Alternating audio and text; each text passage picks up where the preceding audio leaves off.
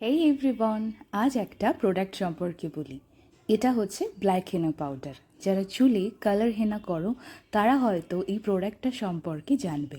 মার্কেটে অনেক কালার্ড হেনা পাওয়া যায়, কিন্তু এটা হলো 100% organic without any preservatives Rajasthani black hair হেনা।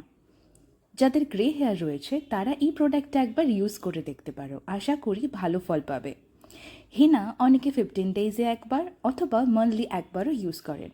এই হেনাটা আমার বাড়িতে আমার বাবা, ঠাম্মি, দাদু এনারা ইউজ করেন, যেখানে রেজাল্টটা আমি কিন্তু বেশ ভালো দেখেছি।